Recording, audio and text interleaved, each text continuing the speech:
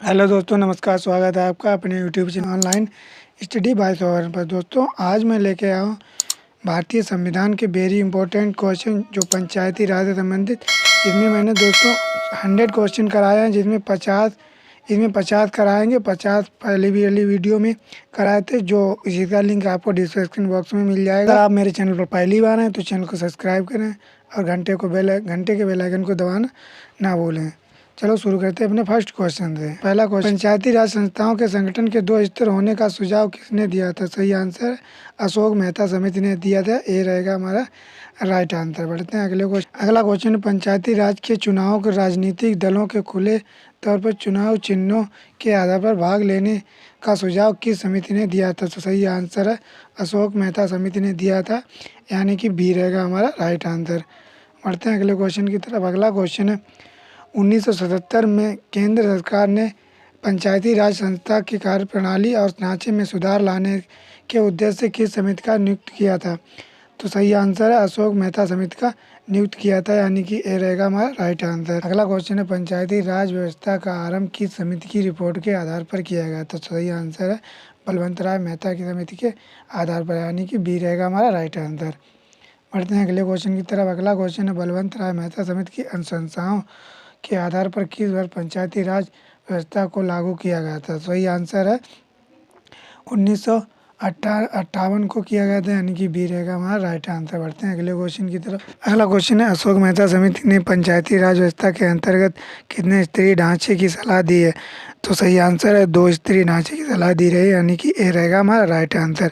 अगला क्वेश्चन है, अशोक मेहता समिति ने किन 2 स्तरों की बात की है? सही आंसर है मंडल स्तरीय पंचायत एवं जिला स्तरीय पंचायत, यानी कि सी रहेगा हमारा राइट आंसर।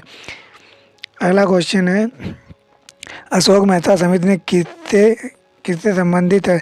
तो सही आंसर है पंचायती राज से संबंधित, यानी कि सी रहेगा हमारा राइट आंसर। अगला क्वेश्चन, पंचायती राज से संबंधित निम्न समितियों का कालक्रम से व्यवस्थित कीजिए और नीचे दिए गए कोड का सही उत्तर चुनिए।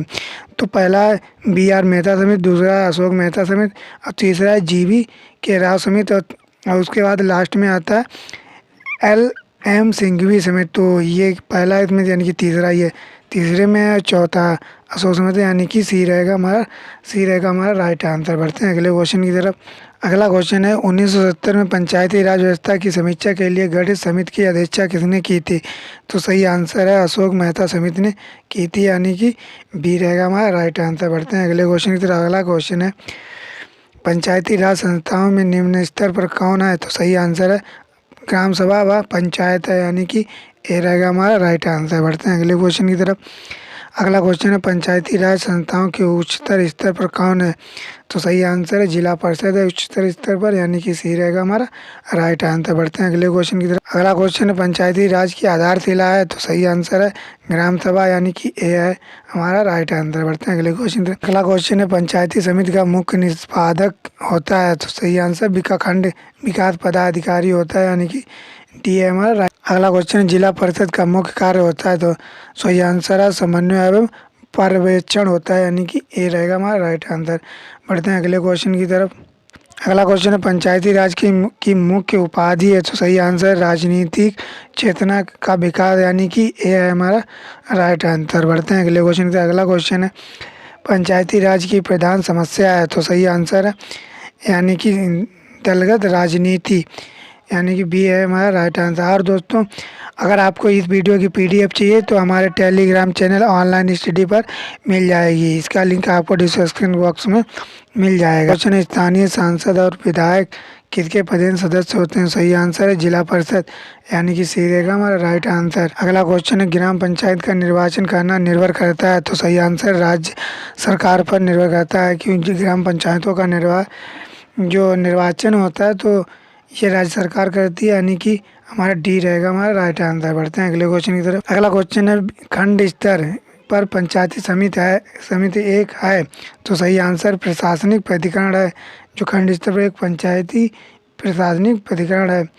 तो बढ़ते हैं अगले क्वेश्चन की तरफ। अगला क्वेश्चन है, सामान्यतः पंचायत समिति में कितने प्रकार के सदस्य होते हैं? सही आंसर है पदेन सदस्य होता है, सहयोगी सदस्य होता है, संयोजित सदस्य होते हैं, यानी कि उपयुक्त सभी होते हैं, यानी कि डी रहेगा हमारा राइट आंसर।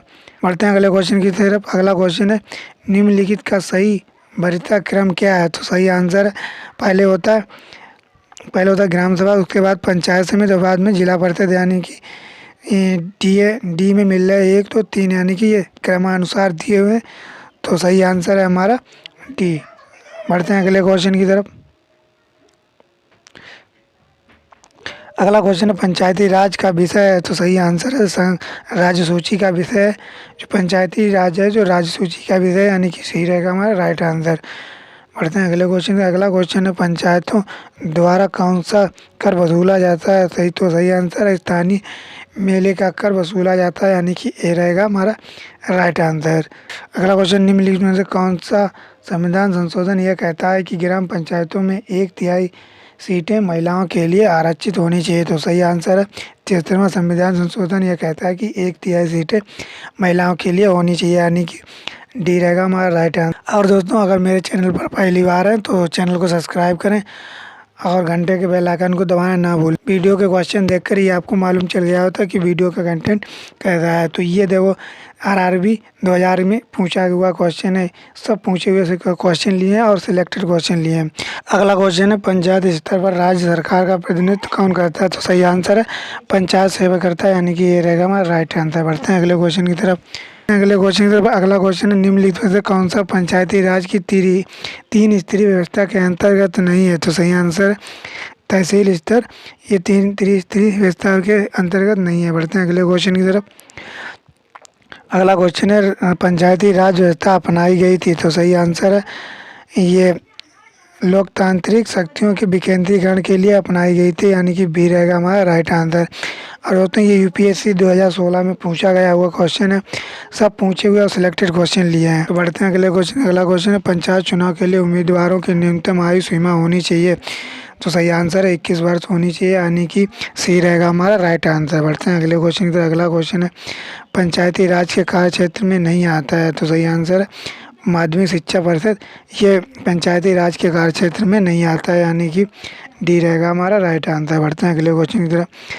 अगला क्वेश्चन है पंचायती राज संस्थान के अधिकतम आय के स्रोत हैं? तो सही आंसर सरकारी अनुदान, यानी कि सी रहेगा हमारा राइट आंसर। बढ़ते हैं अगले क्वेश्चन की तरफ।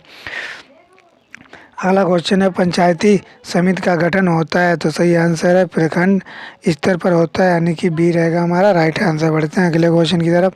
अगला क्वेश्चन है पंचायती समिति के प्रशासन का प्रबंध एक सरकारी अधिकारी करता है, जिसे कहते हैं, तो जिसे खंड विकास अधिकारी कहते हैं, यानी कि ए रहेगा हमारा राइट आंसर। बढ़ते हैं अगले क्वेश्चन की तरफ। अगला क्वेश्चन पंचायती राज के 3 प्रणाली का प्राथमिक भाग है? तो सही आंसर है ग्राम पंचायत, यानी कि बी रहेगा हमारा राइट आंसर। बढ़ते हैं अगले क्वेश्चन की तरफ। अगला क्वेश्चन है राजस्थान में पंचायती राज व्यवस्था की शुरुआत किस जिले से हुई थी? तो सही आंसर है बी का नागौर जिले से हुई थी, यानी कि सी रहेगा हमारा राइट आंसर। बढ़ते हैं अगले क्वेश्चन की तरफ। अगला क्वेश्चन है बलवंत राय मेहता समिति का गठन किस वर्ष किया गया था? तो सही आंसर है 1957 में किया गया था, यानी कि डी रहेगा हमारा राइट आंसर। बढ़ते हैं अगले क्वेश्चन की तरफ। अगला क्वेश्चन है पंचायती समिति का सदस्य आए? तो सही आंसर है प्रत्यक्ष रूप से जनता द्वारा निर्वाचित किए गए सदस्य पंचायत समिति के सदस्य होते हैं, यानी कि सी रहेगा हमारा राइट आंसर। और ये देखो यूपीएससी 2013 में पूछा गया हुआ क्वेश्चन है। तो बढ़ते हैं अगले क्वेश्चन की तरफ। और दोस्तों अगर मेरे चैनल पर पहली बार हैं तो चैनल को सब्सक्राइब करें और दोस्तों के पास शेयर करना ना भूलें। पंचायती राज संस्थाएं अपनी निधि हेतु निर्भर करती हैं? तो सही आंसर है सरकारी अनुदान पर निर्भर करती है, यानी कि बी रहेगा हमारा राइट आंसर। ग्राम पंचायतों की आय का स्रोत कौन सा है? तो सही आंसर है मेला एवं बाजार कर।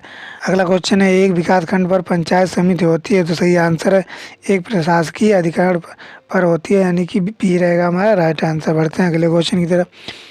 अगला क्वेश्चन है पंचायत भंग होती है तो किस अवधि के अंदर निर्वाचन होने चाहिए? तो सही आंसर है 6 माह के अंदर हो जाने चाहिए, यानी कि सी रहेगा हमारा राइट आंसर। बढ़ते हैं अगले क्वेश्चन की तरफ।